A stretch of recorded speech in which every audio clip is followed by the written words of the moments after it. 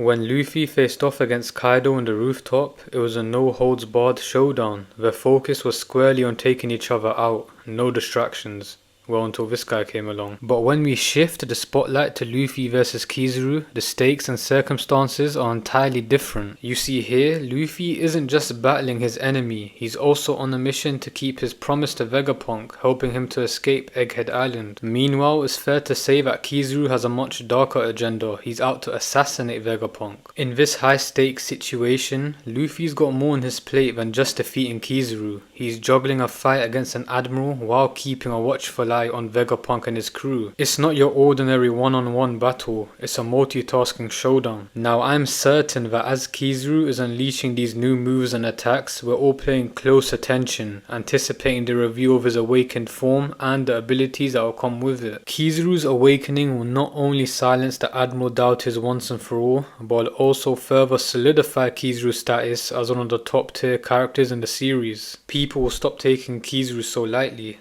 Pun intended. But before that, there's some very important points to go over. When it comes to Haki, we've witnessed the advanced stages of every type. Future Sight, Ryu, and most recently Advanced Conqueror's Haki, which Luffy seems to have forgotten, but it's cool. In regards to the Devil Fruits, we've seen confirmed Paramecia and Zone type awakenings. Now after 1000 chapters into the series, we've experienced the advanced versions of every major power except for Logia's. A confirmed one, that is. To me, it seems that Oda has been reserving the Logia Awakenings for the endgame, indicating its incredible potency, especially since we've already seen the likes of Advanced Conqueror's Haki. There's definitely been cases in the story where it looks like a Logia user has awakened their Devil Fruit, for example Greenborn Wano. I mean, bro was effortlessly affecting the landscape around him, turning the desolate wastelands in Wano into a raging rainforest. Let's assume that permanently affecting their surroundings is an ability held by awakened Logia users.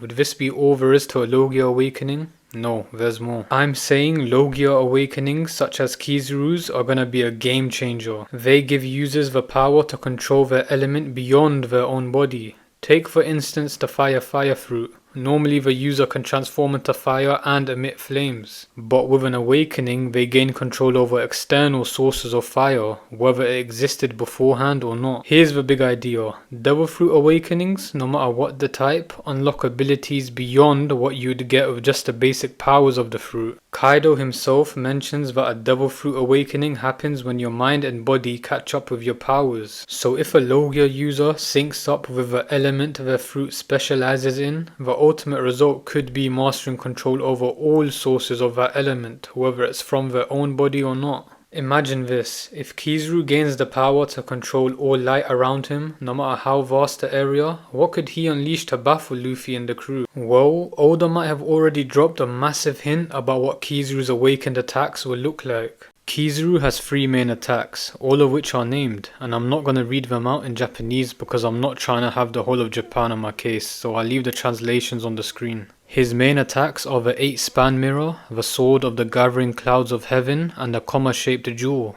These attacks are more than just code names. They're inspired by the 3 sacred treasures of Japan, which are legendary objects of immense cultural and historical importance. And now when we throw in Kizaru's awakening into the mix, he will take these attacks to a whole new level. We've seen Kizaru use his 8-span mirror attack to get to point A to B quicker, and with his awakened form, he'll be able to instantly teleport to a place where light is present. And if light isn't present, then he'll be able to create a miniature sun which will illuminate the area. Now I can see Kizaru pulling this out real soon, and with this he'll be able to completely speed blitz Luffy. Remember that Luffy isn't Kizaru's target, it's Vegapunk, and if he pulls out this technique it will completely tip the scales in favour of Kizaru. And this is only taking into account his awakened 8-span mirror technique. With Kizaru's awakened sword technique, the Amano Murakumu, he'll be able to cut through virtually anything. In Japanese mythology, it's a legendary sword that was used by the Susanoo. It's held in very high regard for its immense power and symbolism, and it's fair to say that whenever Kizaru's used this attack in the story, it hasn't really lived up to those expectations. And that's why I think that in his awakened form, having full mastery over the control of light, this attack will live up to its expectations. Not only can I see this attack being able to cut through any material, but I also think it will be one of the strongest in terms of attack potency potency. And if we're going off the myth of the Susanoo, then I think that this attack would also grant Kizaru impenetrable armor that's made from light, being able to bounce back or reflect any attack which lands on it.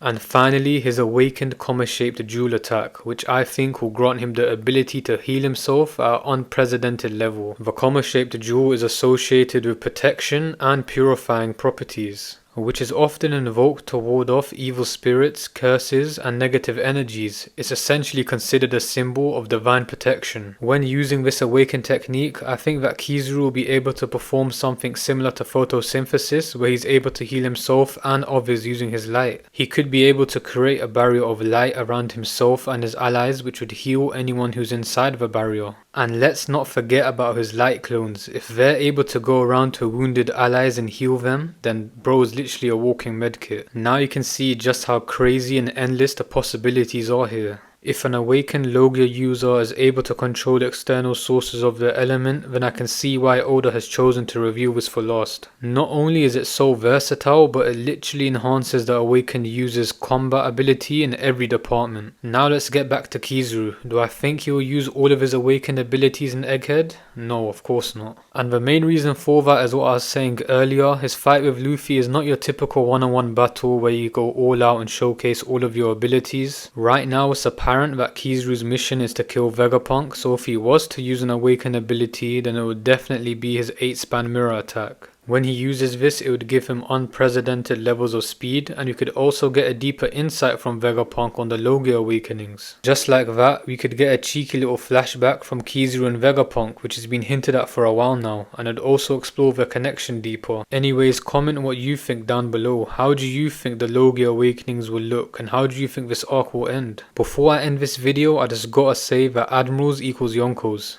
See you in the next video.